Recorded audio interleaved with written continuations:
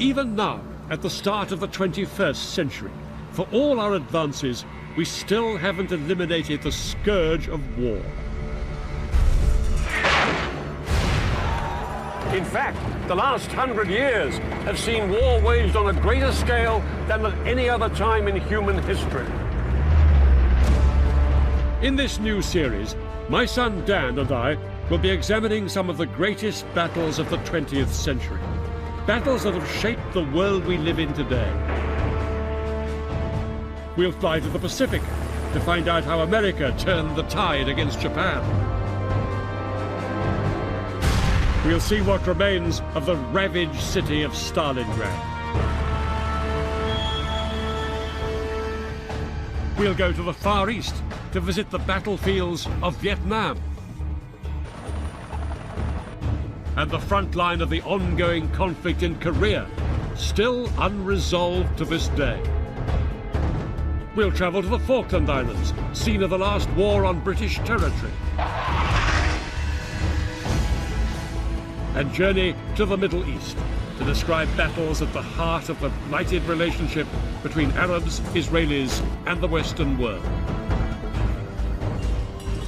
The 20th century saw the most radical transformation ever in how battles were fought. It witnessed the last cavalry charge and the first nuclear bomb. More people, both military and civilian, were killed in the conflicts of the 20th century than in any other. Throughout this series, I'll be finding out what it was like for the soldiers, sailors and airmen who found themselves fighting often thousands of miles away from home. The enemy is not the only challenge in this dark and difficult terrain. And I'll be analysing how the commanders devised new strategies to exploit revolutionary advances in technology. Our series begins here in northern France, at the start of the 20th century, with the most destructive war the world had yet seen. The fighting involved tens of millions of troops from all around the world and led to a greater death toll than any previous war in history. The First World War, the Great War, established the way that battles are fought to this very day. New weapons like tanks and aircraft were used for the first time with devastating effect. There was one battle more than any other that harnessed the power of these new weapons to turn the tide of the war. It was fought here in northeast France on the Western Front in 1918. It was the Battle of Amiens.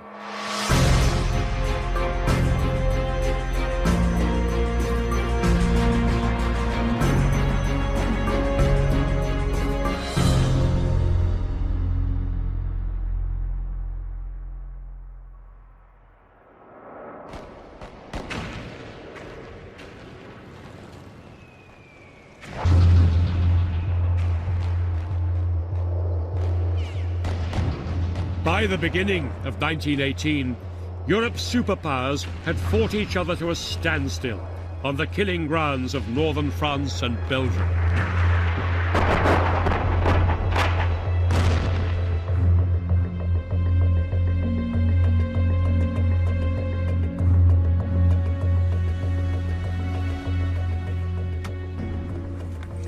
A war that had been supposed to last 6 months had dragged on for 3.5 blood-soaked years.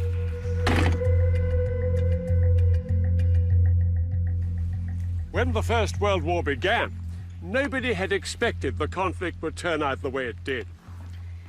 Germany and her coalition partners, Austro-Hungary, Bulgaria and Turkey, were fighting to secure dominance in Europe and the Middle East.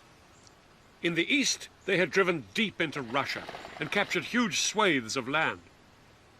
And in the west, they'd invaded first Belgium and then France, expecting a quick victory. The British army, including men from Australia, Canada, and other countries of the Empire, had helped the French secure the rest of France, but they had failed to push the Germans out. By 1918, the Allies were still where they had been 3 years earlier, with the British holding the line closest to the Channel ports. The Great War had turned into a deadly stalemate. Battles like Passchendaele, Ypres, The Somme and Verdun, further down the Western Front, had resulted in a catastrophic loss of life on both sides, but the front line had hardly moved. To break this deadlock, there would have to be a startling change of strategy. Without it, it seemed the war would never end.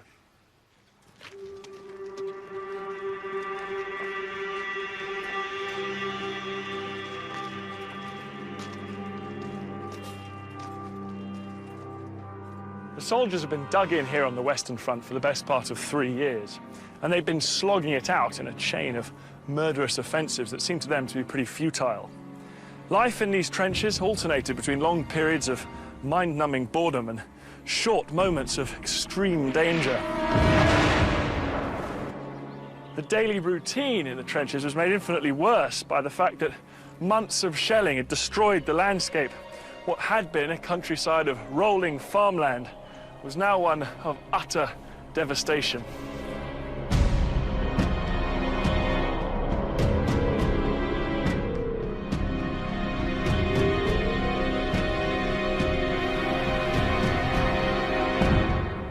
For the men living and fighting in these dreadful conditions, it must have often seemed like the war was going to go on forever. But thousands of miles away from these trenches, events were now taking place that would bring these men hope that the end of the war was finally in sight.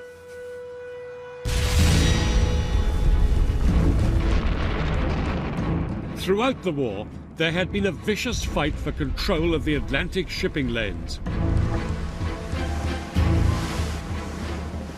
At first, German U-boats only aimed to sink British vessels.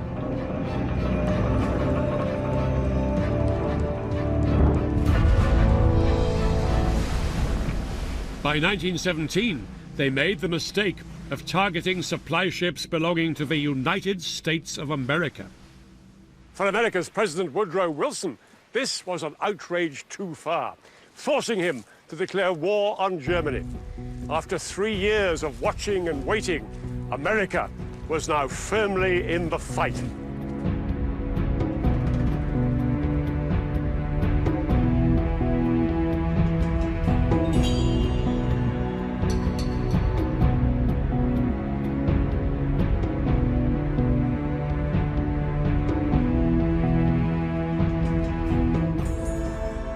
Hundreds of thousands of strong, fresh American troops would soon be arriving in northern France. It was exactly what the exhausted Allied soldiers on the Western Front had been waiting for. With this huge infusion of Americans, the balance of power should shift irreversibly away from the Germans into the Allies' favor.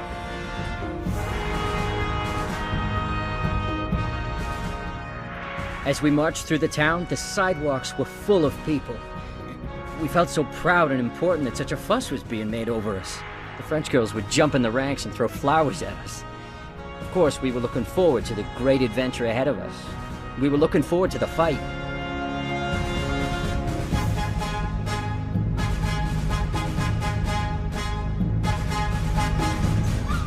From June 1917, the trickle of Americans arriving in France became a flood.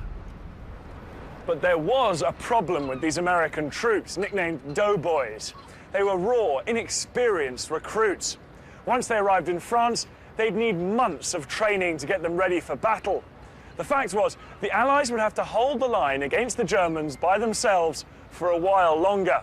And if that was bad news, there was worse to come from the war in the East.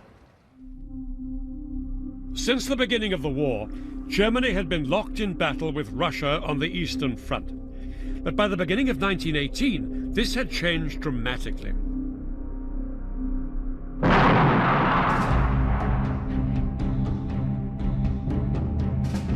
After seizing power in the Russian Revolution, communists made peace with Germany.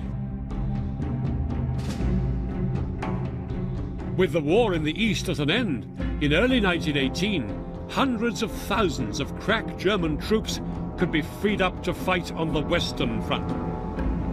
For the time being, the balance of power had swung in favor of the Germans.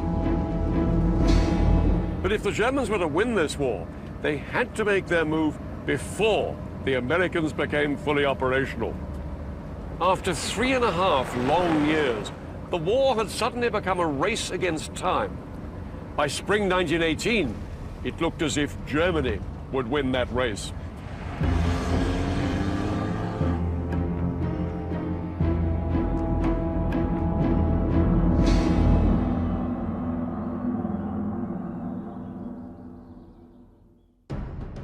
Germany was counting on one man to deliver victory, their chief strategist, Erich Ludendorff. Ludendorff had presided over Germany's victory in the east. Now he planned to finish off the Allies in the west. Ludendorff knew this could be Germany's last chance to win the war. Even with freed-up German troops flooding in from the east, Ludendorff still didn't have the manpower to launch a general offensive all along the Western Front. So he decided to focus on one part of the line. If he could push the British back into the sea, the French would be on their own, and the war would be as good as won. He came up with a plan called Kaiserschlacht, the Emperor's Battle. His troops would concentrate their attacks in a series of powerful punches. The first punch was aimed to drive a wedge here, between the British and the French, where the two armies met, just east of the city of Amiens.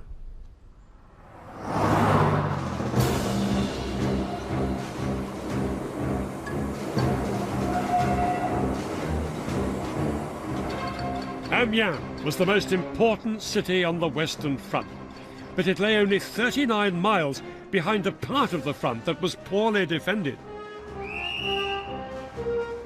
It was a key transport hub, vital for getting supplies and reinforcements up to the Allied trenches.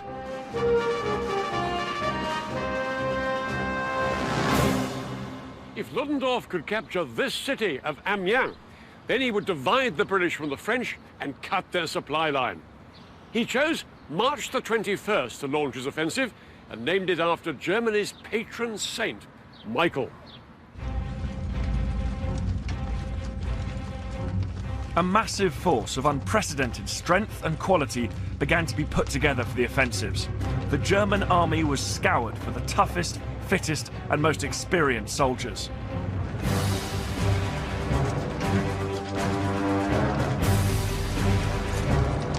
The weak and the old were transferred to the rear. Only the very best of all would be trained up as stormtroopers, specialist units of shock troops that would punch through the Allied lines. The men of the storm battalions were treated like football stars. They lived in comfortable quarters, they did their jobs and disappeared again, and left it to the poor foot sloggers to dig in. It wasn't just fresh troops Ludendorff was counting on. He intended to throw away the old rulebook on how to fight a battle. The front lines ran through these fields just here. This is where I'm standing, 40 miles east of Amiens. The German infantry were here, in a series of trenches skirting round the town of St. Quentin. Just a few hundred meters away across no man's land were the British infantry in their trenches. Their heavy guns further back, here and here. Usually an infantry attack was preceded by a long indiscriminate bombardment, lasting days if not weeks, to clear a path through enemy defences. The problem was that these long bombardments gave the enemy plenty of warning that an infantry attack was imminent. This time, Ludendorff planned a barrage of just 5 hours, but with more artillery guns than ever before. For the first 2 hours, a mixture of gas and high explosive shells would target the British artillery positions back here. Then they would fire on the British infantry positions further forward. The bombardment would keep the British hunkered down in their trenches. Exactly 5 hours after the bombardment started, the elite force of German stormtroopers would begin their advance. Ludendorff hoped that this artillery fire plan, coupled with the stormtroopers, would cause such mass confusion that the entire British front line would fall apart in just one day.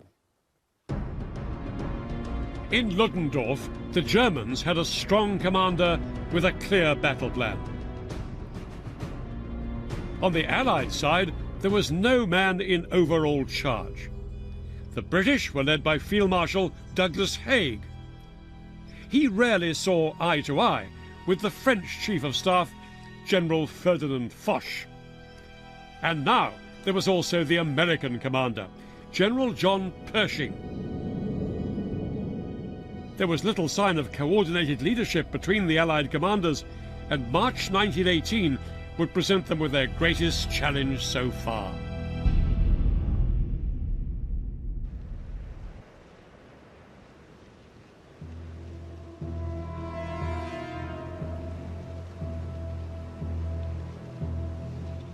Across no man's land, the British Army were woefully unprepared to deal with any kind of offensive. The ground had frozen hard during the winter, so they didn't even have a proper network of trenches. On top of this, they'd had to take over an extra 42 miles of the front line to ease up pressure on the French. Worst of all, though, was the fact that the British government had been so horrified with the losses of 1917, they hadn't sent enough men to the front in 1918. The British Army was sitting ducks.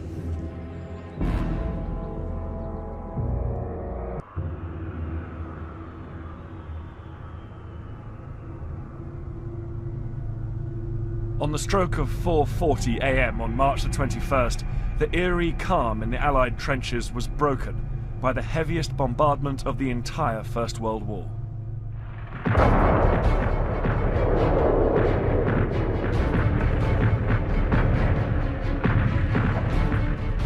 Six and a half thousand guns and 3,500 trench mortars fired virtually simultaneously along a 46-mile front in the greatest concentration of modern firepower to date.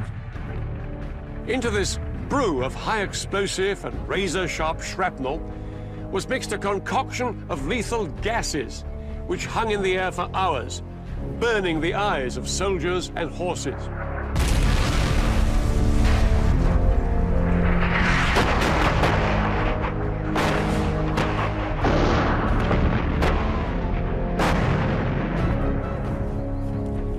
In the half-built British trenches, the German artillery bombardment was obliterating whole regiments at a time.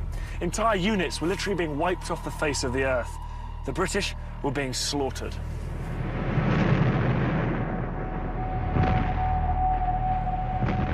Such hell makes weaklings of the strongest, and no human's nerves or body were ever built to stand such torture, noise, horror, and mental pain.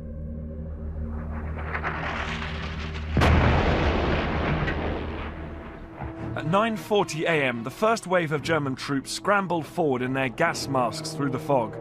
They were so well prepared that they had maps showing British gun emplacements sewn into their sleeves. They were Ludendorff's elite, the stormtroopers.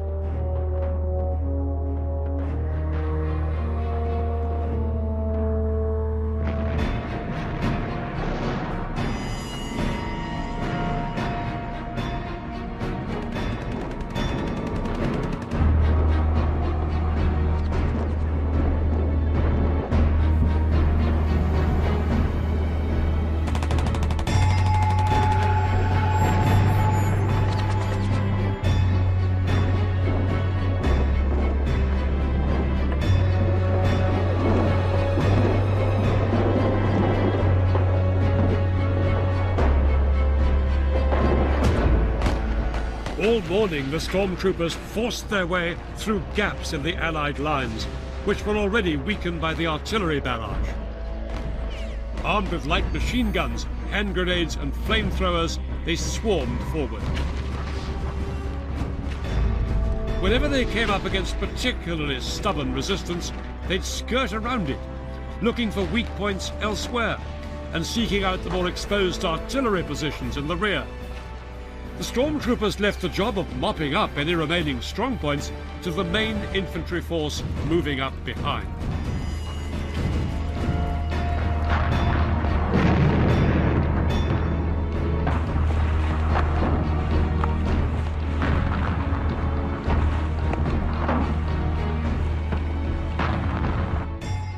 With gaps appearing all along the front line, tens of thousands of Ludendorff's regular German infantry now advanced, and were surprised at how quickly they broke through. The British had lost control of the situation. We crossed a battered tangle of wire without difficulty, and at a jump were over the front line. The English jumped out of their trenches and fled by battalions across the open. They stumbled over each other as they fled, and in a few seconds, the ground was strewn with dead. Only a few got away.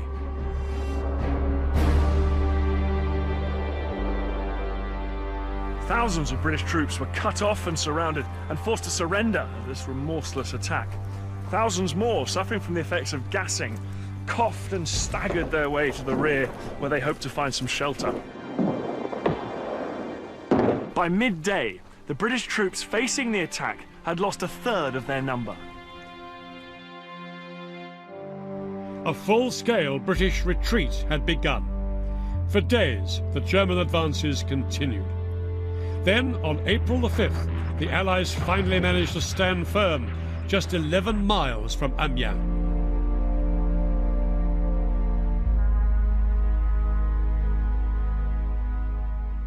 Ludendorff's first offensive had won a remarkable series of territorial gains for the Germans. That village is the furthest they got. Here it is, Villers-Bretonneux. They'd advanced 28 miles and made a massive dent in the British front line. But the British line had not broken. Over the next 8 weeks, Ludendorff launched 4 more offensives. Here, here, here, and here. The last advance took them to within 37 miles of Paris. Each time the offensives fell short of that crucial breakthrough. Despite everything Ludendorff threw at them, the Allies were holding on.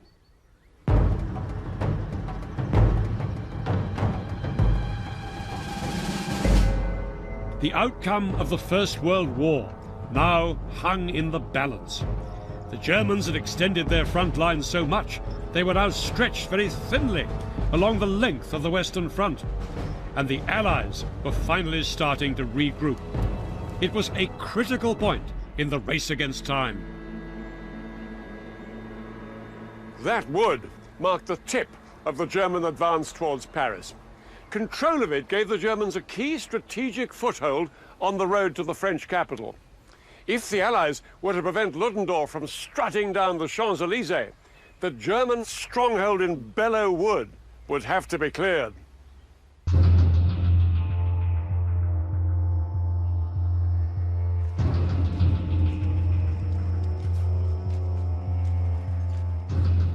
In the blazing heat of June the 6th, Allied troops prepared to start their advance on this wood. But these men weren't British or French. Instead, the task of clearing Belleau Wood had been given to the United States Marine Corps. For the first time in World War I, the Americans were going on the offensive. Even though it had been 14 months since the United States had declared war on Germany, this had not been long enough to master modern tactics. Now the US Marines prepared to retake Belleau Wood in the old-fashioned way, advancing line abreast.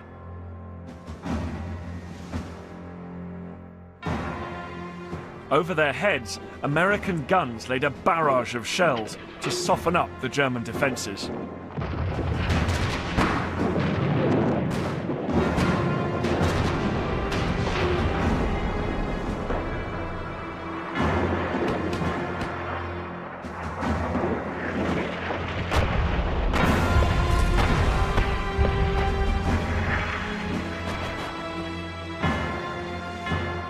But the advancing Marines were in for a nasty shock. Hidden amongst the tightly packed trees, there were units of dogged German soldiers, veterans of the Russian front. They had the perfect cover for their machine gun nests and interlocking fields of fire. When the Marines got close enough, the Germans let rip.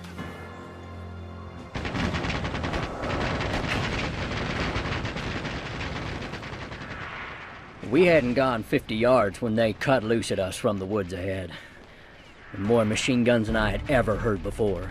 I have a vague recollection of urging the whole line on faster.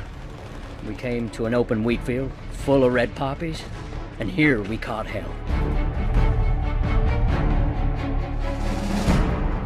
Some of the Marines fought their way through the machine gun fire and managed to establish a small foothold in this forest, but it cost them terrible casualties. Elsewhere on the battlefield, one young American officer was told to retreat by some French troops that were pulling back. He famously said, "Retreat? Hell, we just got here."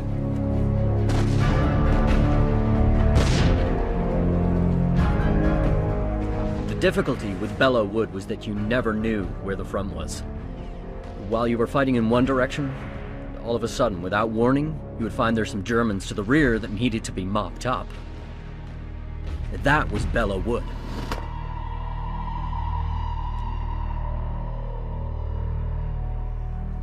Five times the Marines made headway, 5 times they were beaten back.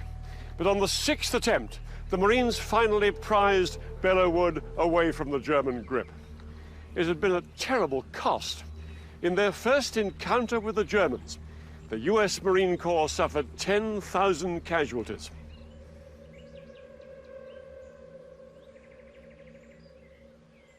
With the Allied victory at Belleau Wood, Ludendorff's path to Paris had been blocked. The Marines hadn't won the war, but they had helped save the Allies from defeat. More importantly, the Germans had come face to face with the Americans for the first time, and the doughboys had delivered a massive psychological blow to German morale. No one could now doubt that the Americans were in the war for real.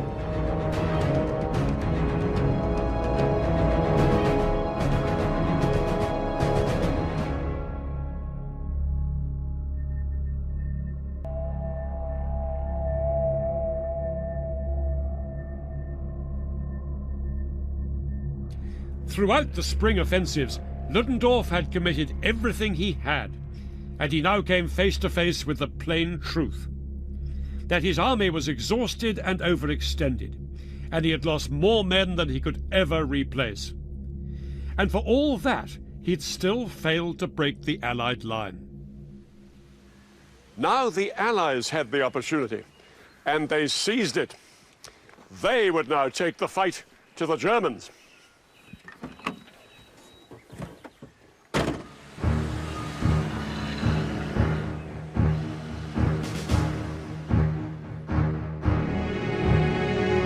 The Allied attempt to break through on the Western Front would be led by a British general, Sir Henry Rawlinson. Rawlinson had been the commander at the Battle of the Somme back in 1916, where 58,000 British soldiers had been lost in one day. This would be his chance to prove he'd learnt the lessons of past battles. The Allies now came up with a plan for a counter-offensive that was one of the most significant initiatives of the war. It was to be a milestone in military history. The idea came in July 1918 at a conference of Allied generals, which offered him a chance to redeem his reputation. His men controlled the ground east of Amiens, where Ludendorff had now thinned out his troops, presenting Rawlinson with a perfect spot for a breakthrough. What Rawlinson came up with was an imaginative and radical new strategy. He would concentrate a force of around 350,000 troops along a 17-mile front. This force would massively outnumber the Germans facing them. North of the River Somme, in this hilly country, was the British III Corps. Below them, the Australians. On the other side of this railway line, the Canadians. And next to them, the French. What attracted Rawlinson to this terrain was that apart from the rugged and more difficult ground to the north, it was dry and open, ideal territory for the Allies' newest weapon, tanks.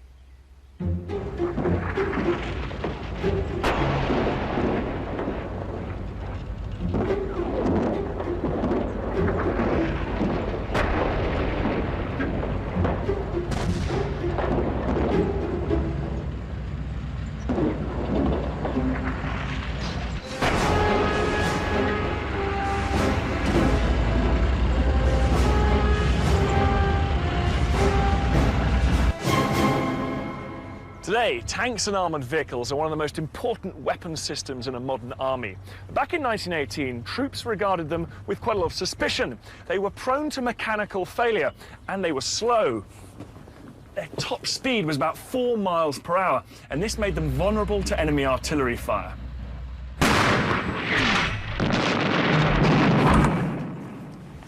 Tanks could be very claustrophobic and disorientating, but perhaps worst of all was the fact there was no separation between where the engine was and the area for the crews, which meant that after half an hour, temperatures could reach about 100 degrees Fahrenheit. Not only did the men frequently suffer from burns, but more crewmen died from carbon monoxide poisoning than were killed by enemy action.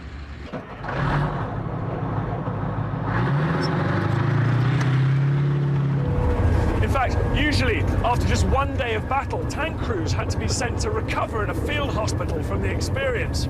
But despite this, they did have their advantages. They were invulnerable to machine gun fire, and they could crush barbed wire. Lastly, they put the fear of God into the Germans. The Germans had virtually no tanks, but now they were about to face the greatest concentration of tanks ever assembled on a battlefield. But tanks were only part of Rawlinson's grand design.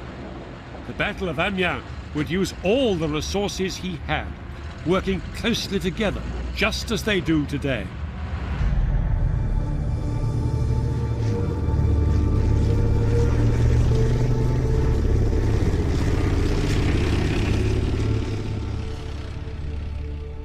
We've come to Salisbury Plain to watch a combined arms exercise, the modern-day equivalent of what Rawlinson had in mind for the Battle of Amiens. One of the main roles of the tank, and I don't think it's really changed, is actually to help protect the infantry and deliver them onto the enemy position in good order. And that's something the tank does very well indeed. Both tanks and infantry are supported by the big guns of the artillery. Gunners back in 1918 didn't have computers or satellites to help them find the right range.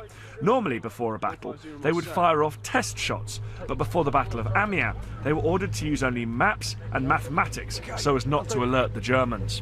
457 mil.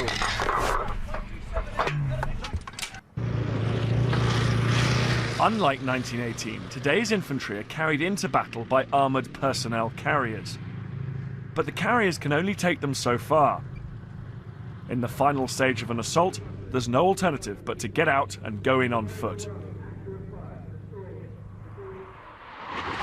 Air power is the final component of the all-arms attack. It's crucial that all the different elements work together. Tanks on their own are very, very vulnerable.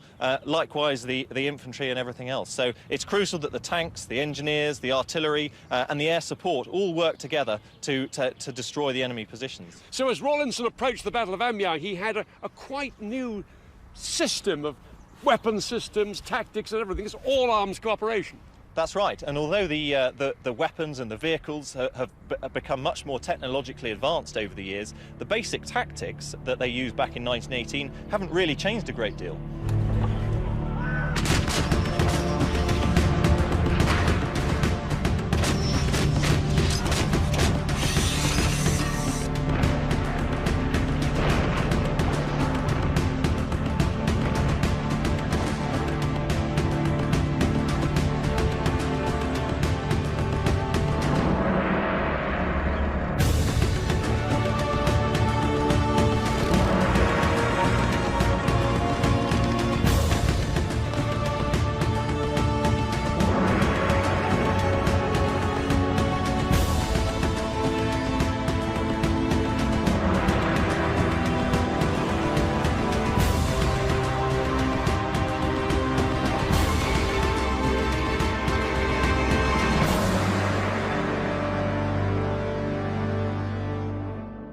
Isn't it amazing how everyone we've talked to today has kept saying what we're seeing today it began back in 1918. It's extraordinary. All their tactics really date back from then. And you consider that 2 years before 1918, it was still just a bunch of riflemen lining up in a line and walking towards the enemy trenches. It's amazing how much change happened in those 2 years. And what's so impressive, we've seen all arms working together. Aircraft, tanks, infantry, combining to overwhelm the enemy. August 1918 would be the first time in history that all available weapons were coordinated on such a scale.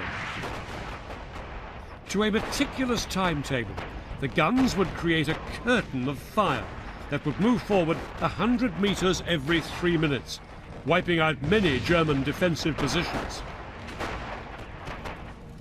Protected by the cover of fire, the Allied infantry would advance, and the closer they followed the barrage, the more likely they were to overcome their enemy. When infantry found themselves up against stiff opposition, they would call in the tanks to overrun German positions. They had lighter tanks too, called whippets. They were twice as fast as the heavy tanks and could look for gaps in the enemy lines through which they could drive and cause havoc. They'd be the cavalry of the future, but in 1918 they could still only do 8 miles an hour.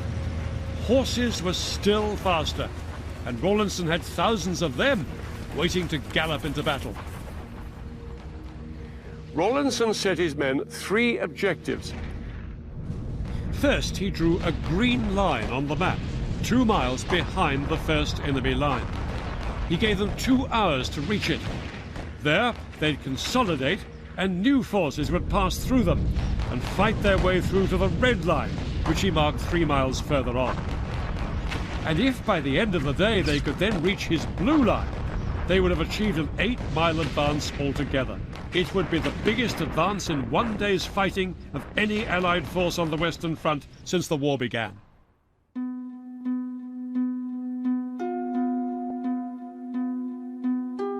In early August, Amiens was a ghost town. The population had been evacuated during the Ludendorff offensives. Now, the city was only 11 miles behind the front line, and no civilians had been allowed to return. The only people here were military, and there were more of them on their way. The troop build-up was hidden by a shroud of secrecy. The element of surprise was essential if the British plan was to succeed. Sand was even laid down on some of the deserted roads to deaden the sound of the troops and artillery massing in and around the city. And hundreds of tanks were hidden on the banks of the tree-lined canals.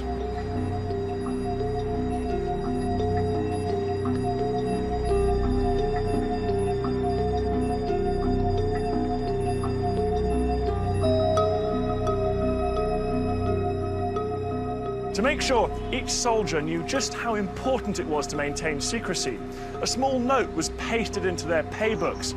It told them that if they were captured by the Germans, they were allowed to say their name, their serial number, and their rank, and nothing else. It ended with the words, "Keep your mouths shut."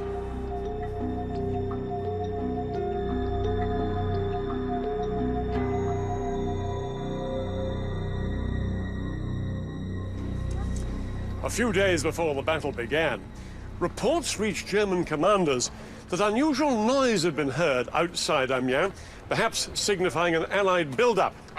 But Ludendorff discounted these reports. There is nothing, he said, to justify this apprehension, as long as our troops are vigilant and do their duty. Rawlinson's obsessive secrecy was paying off.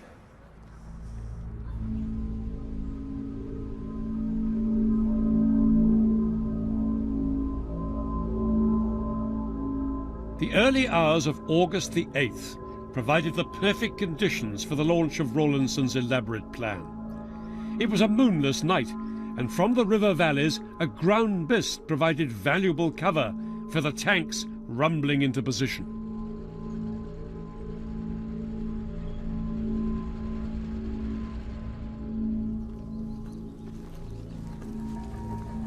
This countryside was an anthill of activity as tens of thousands of Allied troops moved towards the front line. The men were under strict instructions. There was to be no shouting, no flashlights and no cigarettes, no unnecessary noise.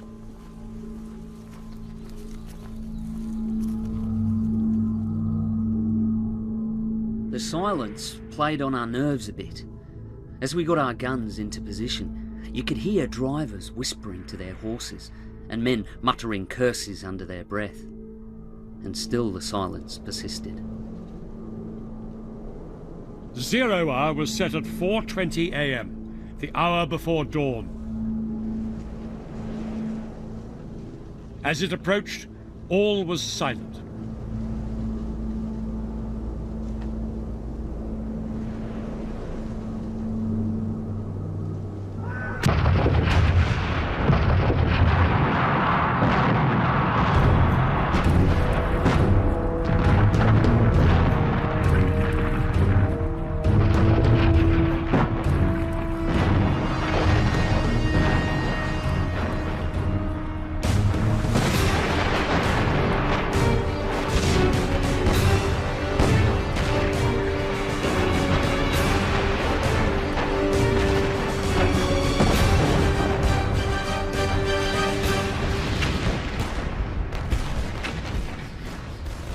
The moment British guns had opened fire on German positions, the British infantry had started their attack.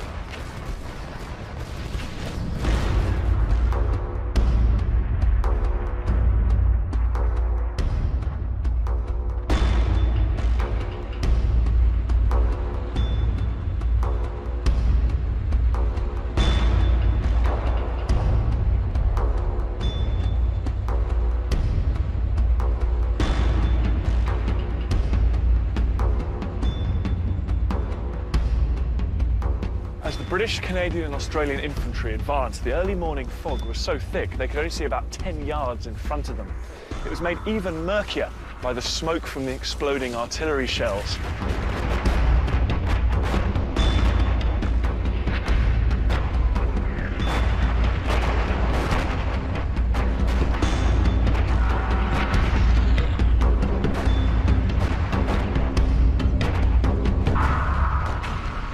We were traveling fast.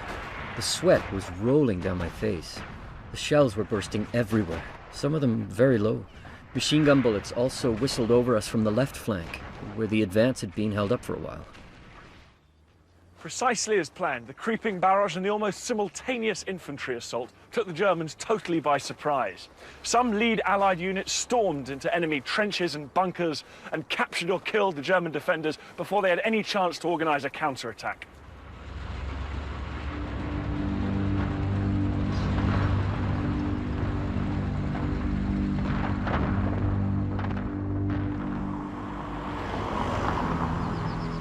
At 6:30 a.m, this village of Marcel Cave became the target of the Canadian infantry, but they could make little headway against well-dug-in German machine guns.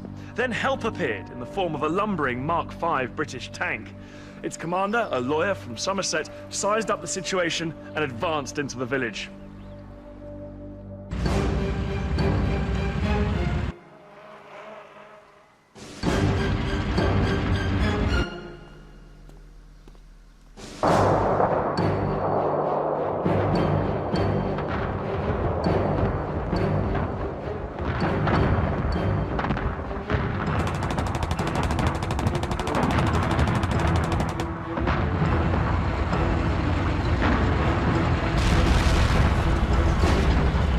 Some of the German positions were blasted away by the tank's 6-pound guns. The rest were crushed under its tracks. It was all over in about half an hour, and the tank commander handed the village over to the Allied infantry, but not until, in typical lawyer-like fashion, he'd received a receipt. The village of Marcel Cave was now officially in Allied hands.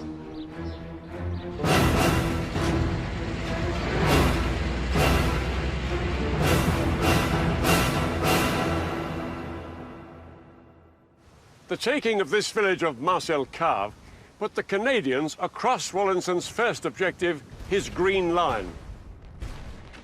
British soldiers operating north of the River Somme had been given less distance to cover because they were fighting on rougher terrain. But about 3 hours into the battle, most of Rawlinson's units had reached their objectives.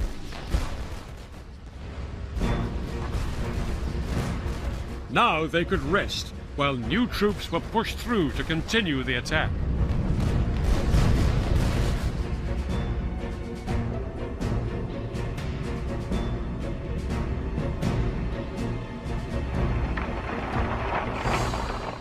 By around 9 a.m, the fog was beginning to lift right the way across the wide battlefield. and Rawlinson was now able to employ his final weapon in his armoury: aircraft. The Royal Air Force, barely a few months old, sent in 600 fighters and bombers to provide close air support to the Allied infantry. Phosphorus bombs were dropped ahead of the advancing tanks, and the planes strafed German ground targets like machine gun emplacements, which were much easier to spot from the air.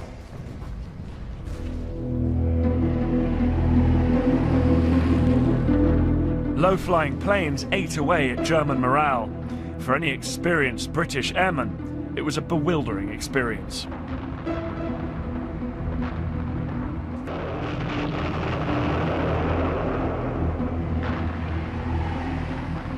Gaps were now appearing in the German line, which the Canadian and Australian troops tried to exploit as quickly as possible. This led to one of the more bizarre sights of the day. A group of Canadian cyclists pedalled off down the road, their rifles slung across their shoulders. They were escorting a group of armour-plated cars carrying machine guns. The Allies were willing to try anything to increase their speed and mobility. The cyclists sped off down the road, looking for German positions. This mobility paid off when they came across the enemy-held village of Mézières. The cyclists rode through the back streets and overwhelmed a German machine gun post from behind. But in this area, north of the River Somme, the British ran into the most stubborn resistance of all. They were heading across here towards that high ground over there called Chipilly Ridge, when they ran into concentrated fire that stopped them in their tracks.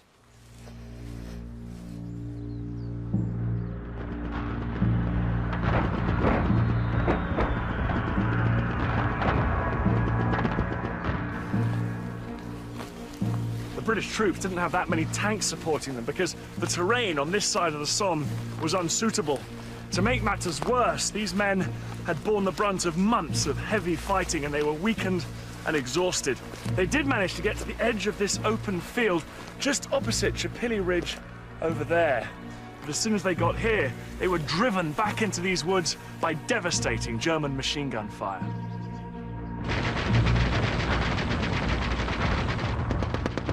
The British north of the Somme were pinned down in front of Chipilly Ridge. But to the south of the river, Rawlinson's plan was ahead of schedule. By late morning, most of his men had reached the second objective, the Red Line. They'd moved a remarkable 5 miles in half a day. Already, some of the light Whippet tanks had pressed on at a heady 8 miles an hour, causing havoc behind enemy lines. The exploits of one of these tanks, nicknamed Musical Box, would pass into legend.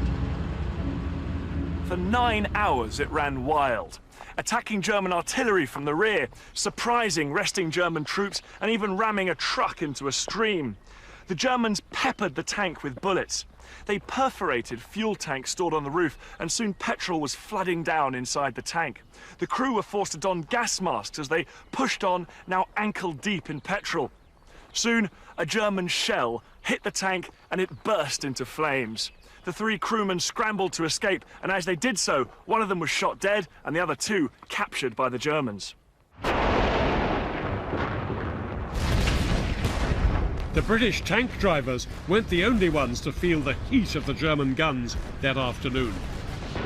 On the southern banks of the River Somme, Australian troops were taking a beating from German artillery firing at them from across the river, from positions high up on Chipilly Ridge, which the British were still struggling to capture.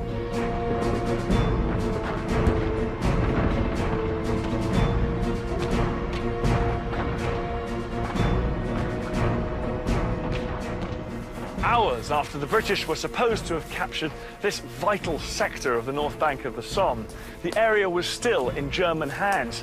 Every time British troops tried to leave the shelter of this wood, they were cut down by German machine gun and artillery fire. The prospects for advancing any further looked grim, and it wasn't until the next day that Allied troops finally managed to secure the north bank of the Somme. But on this first day of battle, August the 8th, Rawlinson's units south of the River Somme were pushing deeper and faster into German-held territory than ever before. To keep up the pace of his advance, Rawlinson ordered his horsemen to go into the front line. 2 entire cavalry divisions, over 20,000 horsemen, now moved up to the front through the infantry to begin the attack on the final objective, the Blue Line.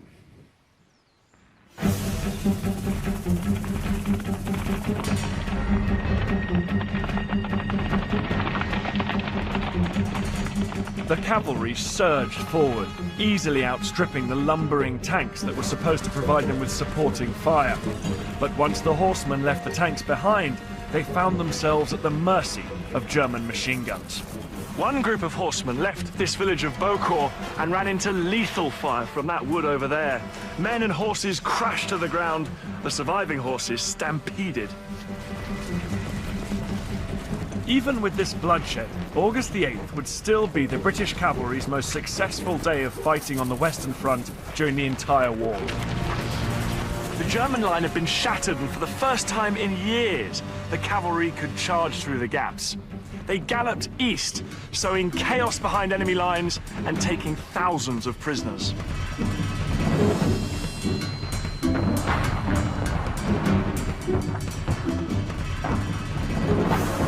By noon, it was clear that enemy resistance was confined to a few small pockets. Everywhere else, their positions were collapsing.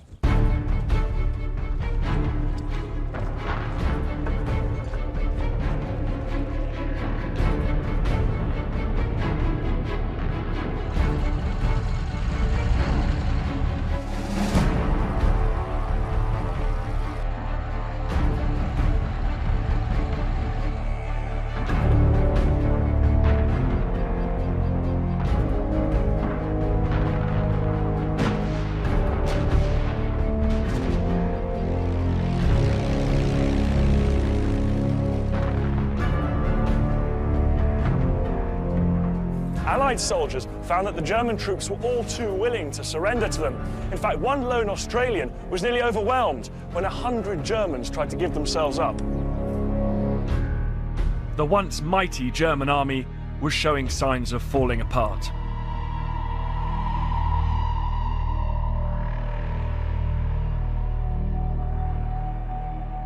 The Germans were surrendering everywhere.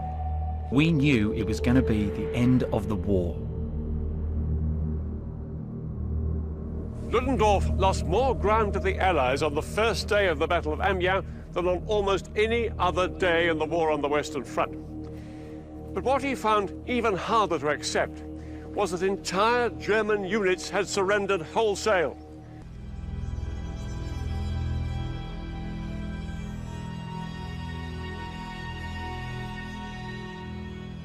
The morale and discipline of the German fighting machine had cracked.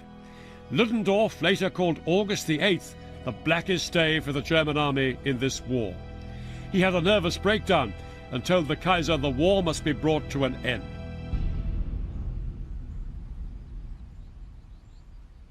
Rawlinson's attack went on for 3 more days, then finally lost momentum.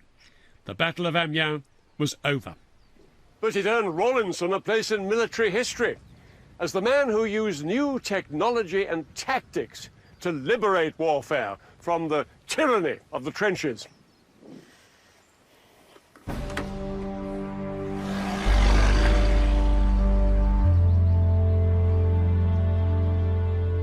Those few days in August 1918 turned the tide of the First World War.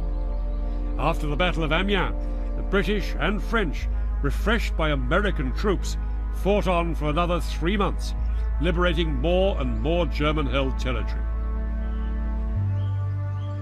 At the start of October 1918, the Germans finally asked America's President Woodrow Wilson for an armistice.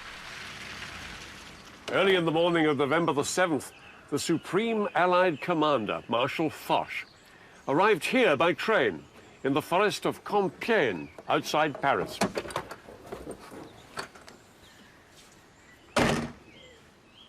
Just after 5 a.m.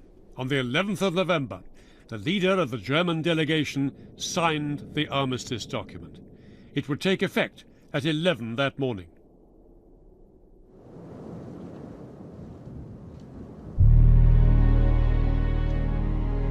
After more than 4 years of fighting and 15 million dead, the guns were now silent.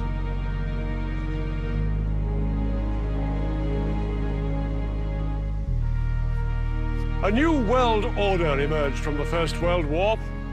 A world without Kaisers in Germany or Tsars in Russia. A world with new systems of government like communism and new countries like Yugoslavia and Iraq. And with it, this new order brought new tensions and rivalries that would plague the world for the rest of the 20th century.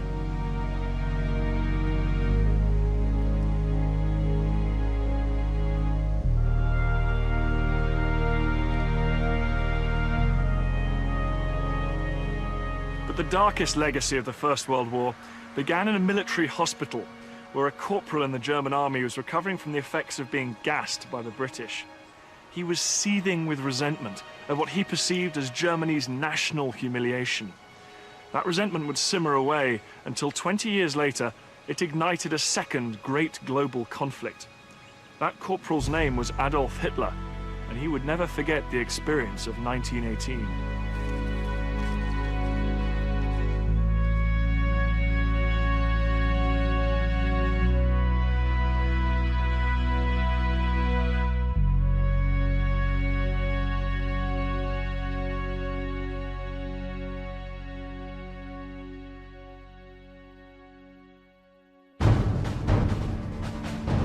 Next time, in 1942, these Pacific islands were at the heart of a battle between America and Japan. I'll be looking at how a new form of warfare at sea demanded split-second decisions from the commanders. And I'll be revealing the risks taken by servicemen and learning the skills they needed to survive. This titanic struggle took place over just one day. It was the Battle of Midway.